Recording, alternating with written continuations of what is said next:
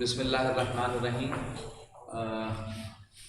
हम information technology का chapter जो है वो फिर से स्टार्ट करने के लिए इसके एक दो क्वेश्चंस किए थे, लेकिन हम दोबारा से इसे स्टार्ट कर रहे हैं और ये देखेंगे कि क्वेश्चंस जो हैं वो किस तरीके से सॉल्यूशन होता है। ये पासपोर्ट का क्वेश्चंस हैं, तो इसमें इंफॉर्मेशन टेक्नोलॉजी है जो कि हम देख रहे हैं इसको सीखा। और अच्छा, इसमें when radio waves are received by an antenna, अगर मैं किसी एंटेना से रेडियो वेव्स को रिसीव करता हूँ तो एंटेना क्या करेगा, कन्वर्ट कर देगा वेव्स को। एंटेना कन्वर्ट करेगा वेव्स को इनटू, ये तीन चीज़ें दी गई हैं। पहला जो है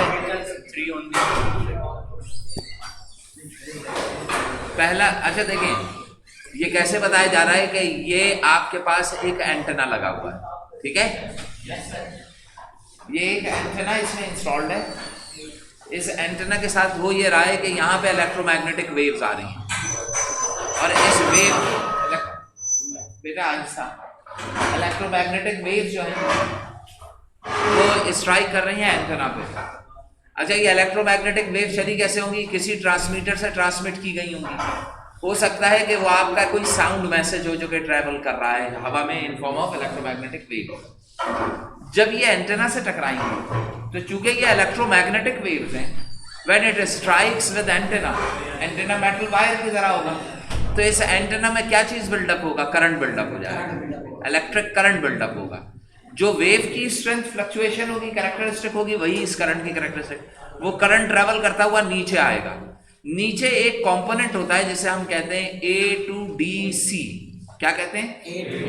ये कहलाता है एनालॉग, हाँ, analogue to digital converter.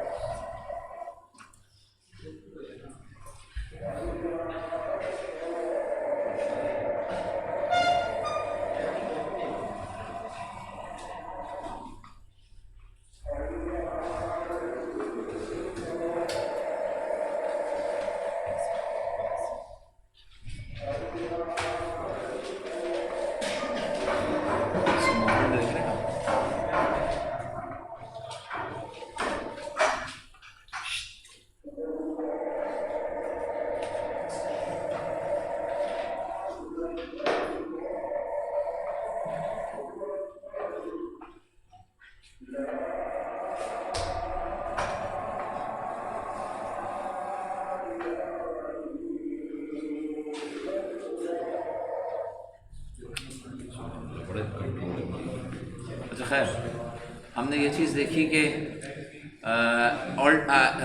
Analogue to digital converter होता है। अब होता ये है, एनालॉग का मतलब क्या है कि जब इलेक्ट्रोमैग्नेटिक वेव्स इससे टकराती हैं तो यहाँ पे जो करंट जनरेट होगा वो कौन सा होगा, एनालॉग करंट जनरेट होगा, यानी कि कंटिन्यूस। और कंटिन्यूस करंट जो होते हैं वो electronic signal, discrete signals generate करता है। समझ रहे हैं? तो ये डिस्क्रीट का मतलब क्या है, in the form of 0-1 binary में होंगे। ये जो A to DC होता है ना, एनालॉग टू डिजिटल, इसका काम ये होता है कि इलेक्ट्रिकल सिग्नल्स को ये कन्वर्ट कर दे कौन से, इलेक्ट्रॉनिक सिग्नल्स में। इलेक्ट्रॉनिक कौन से होते हैं, डिजिटल सिग्नल्स होते हैं। तो बताइए, जिस वक्त वेव्स टकराएंगी एंटेना से, तो टकराने के बाद जो सिग्नल्स बिल्डअप होंगे वो क्या होंगे, इलेक्ट्रिकल। एनालॉग का मतलब क्या हुआ, इलेक्ट्रिकल। नीचे इसको डिजिटल में क्यों कन्वर्ट कर रहे हैं, क्योंकि इसको कन्वर्जन करने के बाद आपने कंप्यूटर पे डालना, कंप्यूटर उसको रीड करेगा और फिर आपको आवाज सुनाई देगी। तो यहाँ पर आपके पास आंसर क्या होना चाहिए, 1 ओनली। अगला देखें भाई, if a call is made from mobile से अगर एक कॉल की जाए तो टू द दूसरे मोबाइल सन फोन पे ए से बी की तरफ अगर आप कर रहे हो, then the radio signals of the particular frequency पहले कहाँ जाते हैं? बेस स्टेशन कॉलर के जाएंगे। तो देखिए बेस स्टेशन ऑफ कॉलर, तो इसका मतलब बेस स्टेशन कॉलर पे जाते हैं, फिर ये बेस स्टेशन ऑफ कॉलर से फिर वो होते हुए क्या जाते हैं? वो मोबाइल स्विचिंग सेंटर। फिर मोबाइल स्विचिंग सेंटर उन्हें मुख्तलिफ टावर से मूव करा के रिसीवर जो होता है उसके बेस स्टेशन पे भेजता है। हर बेस स्टेशन फ्रीक्वेंसी को बूस्ट अप करके उसके पास एक टेबल होता है और उस टेबल के अंदर वो देखता है कि कौन से स्टेशन से क्लोजेस्ट मेरे लिए बेस्ट बात हो सकता है, तो स्टेशन से सेंड कर रहा होता है। बेस स्टेशन का मतलब क्या होता है कि वो जगह होती है ठहरने वाली, यानी कि कॉलर एक और दूसरा क्या है? रिसीवर। कॉलर का बेस स्टेशन वो होगा जहां पर जो कॉलर से क्लोजेस्ट स्टेशन होगा। अब वो कॉलर का बेस स्टेशन है, हो सकता है किसी और बंदे का वो बेस स्टेशन है, सिंपल स्टेशन। जिस एरिया में लोकली कॉलर मौजूद होगा उस स्टेशन का वो स्टेशन कॉलर के लिए क्या होगा? Base station. मैं डहरकी में हूं, मेरा बेस स्टेशन डहरकी का होगा। मैं उबाड़ो चला गया तो बेस स्टेशन अब मेरा उबाड़ो होगा। मोबाइल वही है, सिम वही है, लेकिन स्टेशन बेस स्टेशन चेंज है। अब हो सकता है मैं उबाड़ो जाके कराची फोन कर रहा हूं तो ये एक नॉर्मल स्टेशन होगा। हाँ बिल्कुल। स्विचिंग जो है वो आपके पास ऐसी डिवाइस होती है, और ये एक डिवाइस नहीं होती, मल्टीपल डिवाइस, जिसका काम क्या होता है कि जब बेस स्टेशन अपना रिसीव करता है किसी कॉलर से, बेस स्टेशन जब इंफॉर्मेशन रिसीव करता है तो उसको सबसे पहले ये निकालना होता है कि किस एड्रेस से किस एड्रेस पे कॉल की गई है। तो जिस एड्रेस पे कॉल की गई होती है उसकी फ्रीक्वेंसी आपका स्विचिंग सेंटर निकाल के आपकी कॉल के साथ मर्ज करता है और चेक करता है पहले कि वो कॉलर मौजूद है या नहीं, उसका मोबाइल ओपन है या नहीं। तो आपका स्विचिंग सेंटर सबसे पहले ये पता लगाता है कि जो डेस्टिनेशन का रिसीवर है वो मौजूद है कि नहीं। जब वो मौजूद होता है तो फिर दोनों का लिंक फॉर्म करके छोड़ देता है, फिर आपकी कम्युनिकेशन। बेस्ट रूट बताने का मतलब ये हो गया कि वो बता देता है भाई इस रूट पे जाके वो खुद चेक करके आता है कि कॉलर मौजूद है या नहीं। जब कॉलर मौजूद होता है तो फिर लिंक एस्टैब्लिश हो जाता है और फिर कम्युनिकेशन स्टार्ट। सारे टावर स्टेशंस होते हैं, लेकिन कोई भी टावर बेस स्टेशन किसी कॉलर या किसी रिसीवर का होगा, समझ गए? टावर सारे स्टेशन और स्विचिंग सेंटर उन्हीं हो सकता है उसी टावर के साथ छोटी सी डिवाइस लगी हुई है जो स्विचिंग सेंटर कंसीडर किया जा रहा है, क्योंकि ये सारे डिवाइसेस होते हैं। अब ये जो स्टेशन होता है उसमें भी बंदे तो नहीं बैठे होते हैं, ऑटोमेटिकली सारी चीजें ऑटोमेटिकली पहले बंदे बैठा करते हैं। अच्छा, which of the following is the basic operation perform by computer? Computer major operation क्या? अभी बताइए। नॉन अर्थमेटिकल ऑपरेशन, भाई अर्थमेटिकल ऑपरेशन तो परफॉर्म करता ही करता है। अच्छा, इसका वर्ड प्रोसेसिंग करता है। वर्ड प्रोसेसिंग सॉफ्टवेयर जो है वो कंप्यूटर के थ्रू माइक्रोसॉफ्ट वर्ड जो है वो है। तो इसका मतलब monitoring and controlling, monitoring data और कंट्रोलिंग डाटा का मतलब क्या हो गया? सुनो, मॉनिटरिंग एंड कंट्रोलिंग डाटा हमारे पास जैसे एग्जामिनेशन सिस्टम है उसके अंदर अगर मैं एक्सेल की फाइल में अपने डाटा को इंसर्शन कर रहा हूँ तो इसका मतलब क्या है? डाटा सेव कर रहा हूँ। कल को किसी बच्चे का रिजल्ट चाहिए तो उसी फाइल से निकाल भी लेता हूँ। तो इसका मतलब जो डाटा पड़ा है उसको मैं मॉनिटर कर रहा हूँ, देख भी रहा हूँ कि कहाँ पे क्या चीज बढ़ रही है, क्या कम हो रही है, समझ रहे? जैसे कि आपको ये पता है कि ये जो आपके पास बारकोड रीडर का जो सिस्टम होता है, शायद आप लोगों के इल्म में हो कि इसके अंदर तमाम चीजें ऑटोमेटिकली कंट्रोल हो रही थी। पहले एक दुकान पे बंदा बैठा करता था और एक बॉटल आती थी पेप्सी की, स्टॉक उतरा है, उसने पेप्सी का पूरा स्टॉक जो था ना वो ऐड अप करके लिख दिया, ठीक है। अब उसके पास 1500 बोतलें आ गई हैं, ठीक है। अब वो बाकायदा बंदे बैठा ले होते थे कि वो स्टॉक रोज के हिसाब से मेंटेन करें कि कितनी कम होती चली जाए। अब जब 100 बॉटल्स रह जाएं या 200 बॉटल्स रह जाएं तो उसको ये पता लगेगा कि अगली 200 बोतलें कितनी दिन में खत्म होंगी, तो 3 दिन में खत्म हो जाएंगी अगली 200।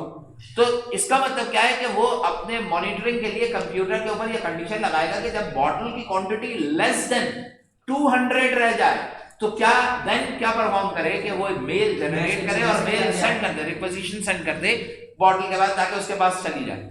अब वहां पे बंदे को बैठने की जरूरत नहीं होगी, तमाम सिस्टम स्मूथली वर्क करेगा और अंदर बैठे हुए बंदे को कभी ये नहीं होगा कि फला सामान खत्म हो गया और मैंने उसको रिक्वेजिशन भेजी।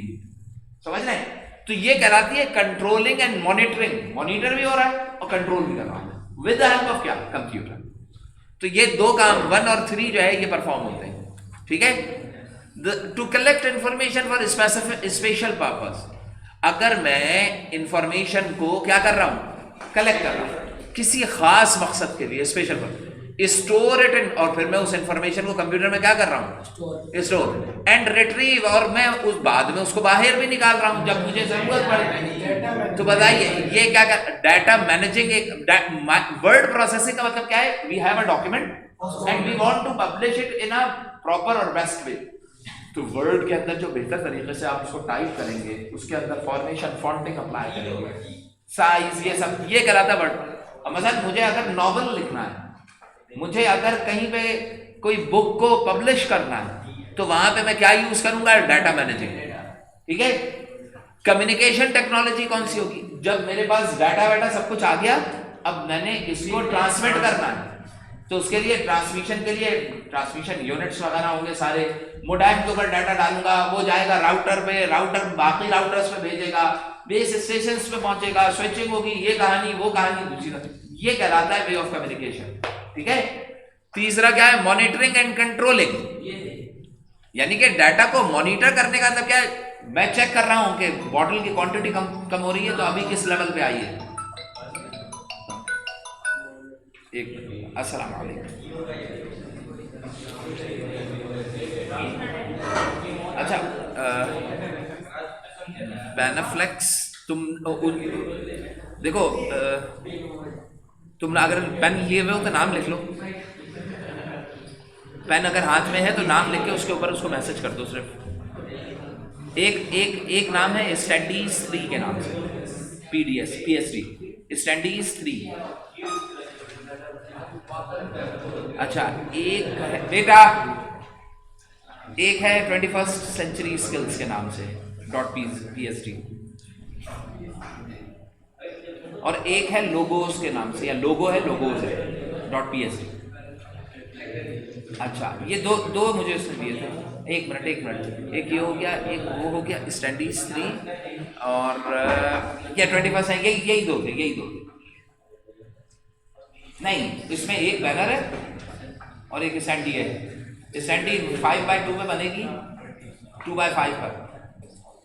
हाँ, वो स्टैंडीज के नाम से लिखिए, लेकिन वो बेसिकली वो भी बैनर है, लेकिन उसकी मेजरमेंट स्टैंडी के बराबर ही है, 5x2, लेकिन वो वर्टिकल नहीं है, हॉरिजॉन्टल में बनेगी। नहीं, स्टैंडी की मेजरमेंट रखिए 5x2 की, लेकिन वो हॉरिजॉन्टल बनी हुई है, वर्टिकल नहीं है, साइज वही है। और 5x5 का वो जो दूसरा 21st सेंचुरी स्किल है, वो 5x5 का। भाई रिकॉर्डिंग चल रही है यार, चलो अल्लाह। अच्छा बेटे, आगे क्या है? तो बताइए मुझे क्या है? To collect information. इंफॉर्मेशन को क्या किया जा रहा है? कलेक्ट किया जा रहा है फॉर किसी खास काम के लिए। क्या? Store in the computer and retrieved when needed, जब जरूरत पड़े। तो डाटा को मैनेज किया जा रहा है। समझ में आ रही बात? मॉनिटरिंग एंड कंट्रोलिंग का मतलब वो वाला हुआ जो मैंने बॉटल का बताया आपको, कि जब एक सर्टेन रेंज से रिड्यूस हो गई तो खुद से मेल जनरेट हो जाए और सेंड कर दी जाए। समझ रहे हैं? वो कराएगा मॉनिटर, यानी कि आपके डाटा को कॉन्स्टेंटली क्या किया जा रहा है? मॉनिटर किया जा रहा है। तो जब मॉनिटरिंग एंड कंट्रोलिंग होती है, तो अब मॉनिटरिंग कंट्रोलिंग एक और बताऊं मैं आपको। एक मशीन है जो कि ना टी-शर्ट्स बना रही है, टी-शर्ट्स निकल रही है, उसकी एक सर्टेन लेंथ है 10 सेंटीमीटर, वो थोड़ी सी ज्यादा और कम भी हो जाती है, लेकिन होते होते अचानक अगर 10 सेंटीमीटर से लेंथ कम होके 8 पे आ जाए, तो फंक्शन या वर्किंग क्या हो जाए? स्टॉप हो जाए। अब ये मॉनिटरिंग है कि आपका सॉफ्टवेयर बाकायदा खड़े होके देख रहा है, मॉनिटर कर रहा है कि जैसे ही कंडीशन अचीव होगी वो इसको शट डाउन कर देगा। तो ये कहलाती है मॉनिटरिंग एंड कंट्रोलिंग। जो हम डिजिटल गेट्स में वर्किंग करते थे ना कि प्लांट शट डाउन कब होगा, ये मॉनिटरिंग एंड कंट्रोलिंग में आता है। लेकिन मैनेजिंग डाटा के अंदर क्या होता है कि आप अपनी इंफॉर्मेशन सेंड करके ओके किया, वो चली गई। अब आपको इंफॉर्मेशन चाहिए, मैं एक अलग बंदा बैठा होगा, वो उठा के निकाल के देगा और चला जाएगा। समझ रहे हैं? ये कहलाता है डाटा मैनेजिंग, डाटा को मैनेज किया जा रहा है, रखा उठाया जा रहा है। तो यहां पे आपके पास आंसर क्या होगा? डी, सॉरी ए। अगला देखिए, विच of the following item is the main use of word processing? बताइए वर्ड प्रोसेसिंग के अंदर मॉनिटरिंग नहीं होती, कंट्रोलिंग भी नहीं होती, डाटा बने तो सिर्फ क्या है टाइपिंग। अब टाइपिंग के अलावा फॉर्मेशन भी हो सकता है, फॉन्ट चेंज हो सकता है, size of the font variate कर सकते हैं, ठीक है। तो ये तमाम चीजें किसमें आ जाएंगी, डाटा वो टाइपिंग के अंदर, यानी कि ये आ जाएंगी वर्ड प्रोसेसिंग में। अच्छा आपने HTML किया था, वो भी प्रोसेसिंग में आता है क्योंकि आप लिख रहे होते हैं ना कंटेंट, तो वो भी किसमें आएगा, प्रोसेसिंग में। हाँ बेटे, सी लैंग्वेज एक लैंग्वेज है और उस लैंग्वेज के अंदर आप मॉनिटरिंग एंड प्रोसेसिंग का काम कर रहे हो और कंट्रोलिंग करते हैं ना, मॉनिटरिंग एंड कंट्रोलिंग। सुबह आपने नहीं किया था कि एक नंबर इनपुट दिया और मालूम करो कि कॉम्पोजिट है या प्राइम। यस सर, लैंग्वेज असल में उन सॉफ्टवेयर्स को बिल्डअप करती है जिन सॉफ्टवेयर्स की नेचर डाटा मैनेजमेंट की भी होती है, कंट्रोलिंग एंड मॉनिटरिंग की भी होती है। समझ रहे हैं? तो मतलब इनके अंदर खुद तो ये सारी चीजें सी लैंग्वेज बताते खुद नहीं कहलाती, लैंग्वेज के अंदर ऐसे सॉफ्टवेयर्स बिल्डअप किए जाते हैं जो सॉफ्टवेयर्स ये सारे काम करते हैं। समझ रहे हैं? अब आप देखें, radio waves intercepted by an antenna, सुनो तो अब ये कह रहे हैं antenna converts wave into electrical signal.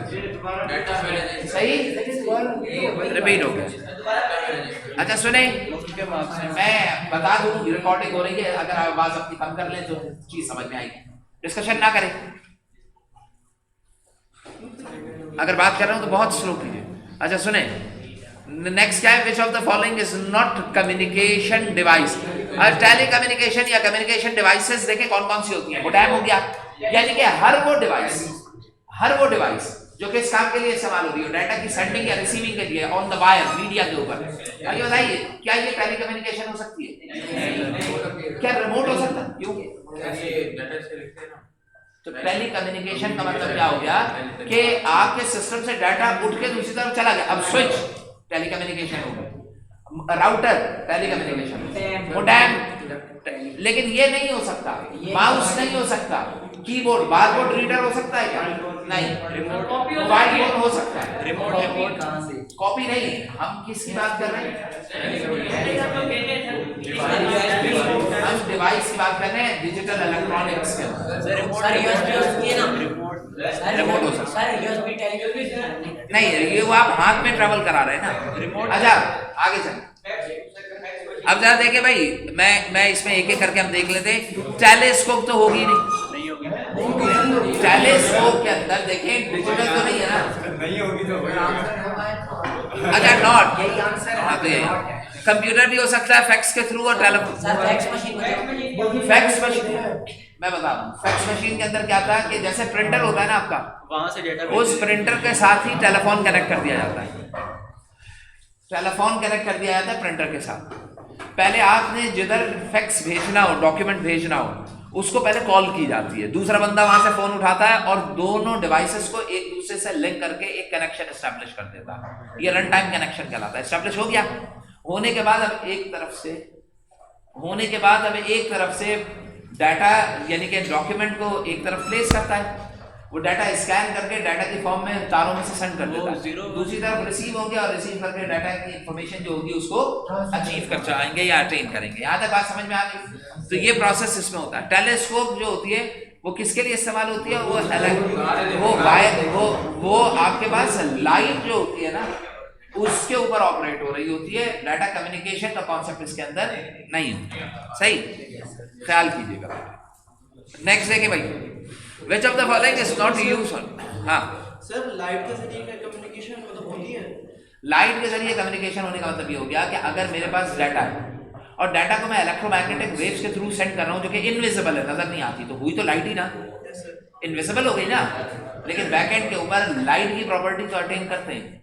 समझ में आ रही बात? इस वजह होता पता है क्या है, जब मैं कोई चीज किसी और को बता रहा हूँ ना तो उसको सुना करें, आप उसको सुन नहीं रहे होते। और यही वजह होती है कि सिर्फ लिमिटेड इंफॉर्मेशन रहती है, जब क्वेश्चन आता है तो आप उसको नहीं समझ पाते। सुन रहे हैं? मैं आपसे कह रहा हूं, Which of the following is not used for internet? हाँ, अब सामान नहीं भेजा जा सकता इंटरनेट से, वरना क्या हो सकता है, टेलीफोन कॉल्स आप कर सकते हैं, एक्सेसिंग वर्ड। अच्छा क्या मैं इंटरनेट के थ्रू सामान भी बेच सकता हूँ?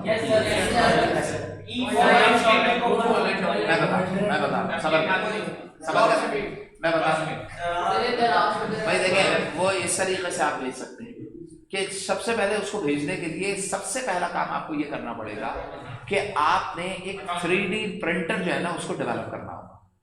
ऐसा प्रिंटर डेवलप करें जिस प्रिंटर के अंदर मैस या मटेरियल पहले से मौजूद हो, मैस या मटेरियल पहले से मौजूद हो।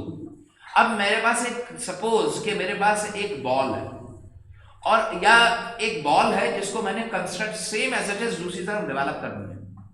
जब मैं बॉल इधर रखूंगा तो उस बॉल को कंप्लीटली चारों तरफ से क्या किया जाएगा? स्कैन किया जाएगा और ये मालूम किया जाएगा कि उसमें कौन कौन से मटेरियल यूज हुए। समझ रहे हैं? जब उसको स्कैन कर लेंगे तो उसका 3D स्ट्रक्चर जो होगा उसकी इंफॉर्मेशन मशीन में डाल के क्या कर दी जाएगी? सेंड कर दी जाएगी। दूसरी तरफ भी प्रिंटर पड़ा हो, जो प्रिंटर उसको रिसीव करने के बाद उस इंफॉर्मेशन के थ्रू वही मटेरियल उस प्रिंटर के पास भी हो और वो उन मटेरियल के थ्रू, मसलन मेरे पास एक बिरयानी की प्लेट है, मैंने आपको खाने के लिए भेजनी है, तो वो बिरयानी बनाने में जो जो इंग्रेडिएंट्स यूज हो सकते हैं वो तमाम के तमाम इंग्रेडिएंट्स दूसरी तरफ अगर मौजूद हैं तो आपकी मशीन उसको खुद से प्रिपेयर करेगी और प्रिपेयर करके उस महक, उस खुशबू के साथ उस चीज को बिल्डअप कर देगी। आपके बात समझ में आ रही है? ये चीज मुमकिन है, लेकिन ये काम करना, इसको एक पर्टिकुलर ऑर्डर में परफॉर्म कराना, ये आपके लिए मुश्किल हो सकता है, लेकिन पॉसिबिलिटी मेरे जहन में बन सकती है। लिहाजा हम ये कहते हैं कि गुड, हाँ, ट्रांसपोर्ट उसके अंदर तो आप कर नहीं पाए, लेकिन जो आपका डिजायर्ड टास्क था वो हाथ में वहीं पे बैठे बैठे आपका क्या हो गया? रिसीव हो गया है। वहां से हटिए भाई, इधर से हटे, इस तरफ होकर बैठ जाइए पीछे। एक मिनट आगे चलते हैं, तो 2 मिनट वेट करके क्वेश्चन बाद में कीजिएगा। Which of the following quantities, अब ये क्या कह रहा है? कौन सी quantities constant rate of change in particular span? वो कौन सी क्वांटिटीज होती हैं जिनका, सुन ले पहले, वो कौन सी क्वांटिटीज होती हैं? अब मैं आपको उसका कॉन्सेप्ट बता दूंगा ना तो आपको समझ में आ जाएगा। अगर आप इसको वेक्टर कहते हैं ना तो आप क्लास 9th में नहीं मौजूद हैं। क्लास 10th के अंदर आपने वेक्टर क्वांटिटीज, स्केलर क्वांटिटीज का कोई सवाल नहीं पूछेगा आपसे। अब सवाल इस चीज का है कि आपसे क्या कह रहा है कि ऐसी क्वांटिटीज जो कि कांस्टेंट रेट के ऊपर चेंज होती है, यानी कि उनका चेंज रेट क्या हो? कांस्टेंट। समझ में? चेंज रेट का मतलब ये हो गया जैसे मेरी हाइट, अब अगर मैं वक्त के साथ साथ मेरी हाइट बढ़ रही है तो उसका इंक्रीमेंट कांस्टेंट है, जंप नहीं आ रहा। यानी कि 1.1 से 1.2 तक पहुंचने में तमाम हिस्सों से गुजर के आए आप, तो ये चेंज क्या कहलाया? Constant change. और जिसमें चेंज कांस्टेंट होता है उसको हम कहते हैं, आपके पास कांस्टेंट चेंज को हम कहते हैं एनालॉग क्वांटिटीज। क्या कहते हैं? एनालॉग क्वांटिटीज, या कंटिन्यूअस भी कहलाती हैं। ये क्या कहलाएंगी? Continuous quantity. अब बताइए, डिजिटल क्वांटिटीज तो नहीं हो सकती। अच्छा, स्केल, अगर मेरे पास हाइट है तो चेंज कांस्टेंट है, हाइट में चेंज क्या आता है?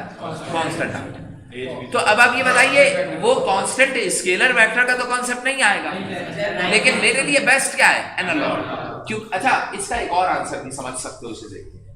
ये जो क्वेश्चन आपके पेपर में जिस मुकाम पे आया है वो जगह वो है जिसके ऊपर इसके ऊपर इंफॉर्मेशन टेक्नोलॉजी का क्वेश्चन है, इसके नीचे भी इंफॉर्मेशन टेक्नोलॉजी का क्वेश्चन है, तो ये क्वेश्चन भी इंफॉर्मेशन टेक्नोलॉजी का ही होगा ना। इंफॉर्मेशन टेक्नोलॉजी में आपने स्केलर वेक्टर का रिलेटिवली नहीं पढ़ा, आपने क्वांटिटीज पढ़ी है इन टर्म्स ऑफ एनालॉग और डिजिटल। तो इसका आंसर डिजिटल एनालॉग में से कोई एक हो सकती है। अगर ये कांस्टेंट रेट के बजाय डिस्क्रीट कहता, समझ रहे हैं? डिस्क्रीट कहता तो फिर क्या हो जाता है? या the quantity which is access by a computer, which is accessing by the system और कंप्यूटर, और डिजिटल मशीन्स एक्सेस ये लिख देता, तो भी क्या आंसर होता है? डिजिटल। एनालॉग मशीन्स क्या होती हैं? वो मशीन्स होती हैं जहां पे मसलन आपने एक ऐसी मशीन बिल्डअप की है जो कि value of G find out करती है।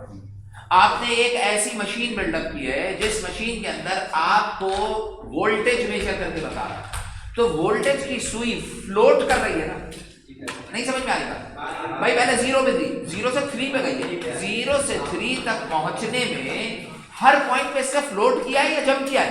फ्लोट किया है। तो इसका मतलब क्या है, जो वो मशीन क्वांटिटी बताएगी उस मशीन को मैं क्या कहूंगा? डिजिटल, वो एनालॉग मशीन, और जो मेजरमेंट करके वोल्टेज मुझे बता रहा है वो भी क्या कहलाएगा? एनालॉग क्वांटिटी कहलाएगी वोल्टेज चूंकि कंटिन्यूअस है तो वो क्या कहलाएगा? एनालॉग। अगर वो मेजरमेंट मुझे डिजिटल मीटर के थ्रू करके दे रहा है तो वो पहले क्वांटिटी एनालॉग थी, मशीन के अंदर कन्वर्ट हो गई डिजिटल में, और रिजल्ट मुझे किस में मिल रहा है? डिजिटल 24.56 वोल्ट, तो वो डिजिटल है। वो तो फिर जो वैल्यू आएगी वो तो डिजिटल में ही होगा, वो कहलाएगी, लेकिन क्वांटिटी क्या कहलाएगी? जो मेजरमेंट की गई, जिस जगह लगा के उसको मेजर, अब मसलन तार के कॉर्नर पे लगाया, मीटर बता रहा है 34.6 डिजिटल मीटर पे आ रहा है, तो इसका मतलब क्या है कि जो डिवाइस है वो तो डिजिटल हो गई, लेकिन जिस जगह से उस क्वांटिटी को उठाया गया था, तार में जो करंट फ्लो कर रहा था वो तो कंटिन्यूअस था, तो मैं उसको क्या लूंगा? एनालॉग। जो इनपुट क्वांटिटी आई वो क्या आई? एनालॉग। ए टू डीसी ने उसे कन्वर्ट कर दिया क्या? डिजिटल में, और आपका आउटपुट किस में आ रहा है? अच्छा भाई सुने, next, which of the following electronic machine gives the information after analyzing, arranging data in very short interval of time? वो क्या चीज है जो कि शॉर्ट इंटरवल ऑफ टाइम में डाटा को मैनेज करके आपको क्विकली रिजल्ट बताता है? तो वो क्या हो सकता है? क्योंकि कंप्यूटर की कुछ स्किल्स हैं जिसकी वजह से इसे इस्तेमाल किया था। एक तो ये एरर फ्री होता है, एरर नहीं आता इसमें, दूसरा थकता नहीं है, एक्यूरेसी, तीसरी एक्यूरेसी होती है, चौथी स्पीड अप होता है। ये जो क्वांटिटी, ये जो इंफॉर्मेशन है, इस वजह से, वरना मैं वो कैलकुलेशन किसी बंदे से भी करवा सकता हूं। हैंग आपकी अपनी प्रॉब्लम्स होती हैं जिसकी वजह से हैंग होता है। आप ये कहते हैं ना, ह्यूमन एक ऐसी मशीन है जिससे आप ह्यूमन के रिलेटिवली कोई भी काम लें तो ठीक होता है, सही है। मसलन एक बंदा जो है वो एक ऐसा बंदा है जो कि एक बॉटल को नीचे से उठा के ऊपर लेके आ सकता है, तो तुम कहते हो कि अच्छा अगर बंदा बीमार हो तब तो नहीं उठा सकेगा, तो उस वक्त मैं तुमसे ये कहूंगा कि भाई जब वो बीमार किसकी वजह से हुआ? अपनी प्रॉब्लम। वरना इनिशियली एक पर्सन को लेते हैं तो उसमें ये कैपेबिलिटी हो सकती है कि वो इस पेन को उठा के यहाँ पे रख सके। तो ये जो प्रॉब्लम आती है कि सिस्टम मेरा हैंग हो जाता है, वो मेरी अपनी गलती खराबी की वजह से हो रहा होता है। उसके अंदर एक्सटर्नली आपके पास वायरसेस आते हैं जो उसके सिस्टम प्रोसेसिंग को क्या कर देते हैं। अगर उसके ऊपर वो प्रॉब्लम्स ना हो तो वो उस फंक्शन या वर्किंग को इजीली परफॉर्म कर सकता है। तो बस इसको यहीं तक रखें, नेक्स्ट टाइम आगे करें। फिक्सचर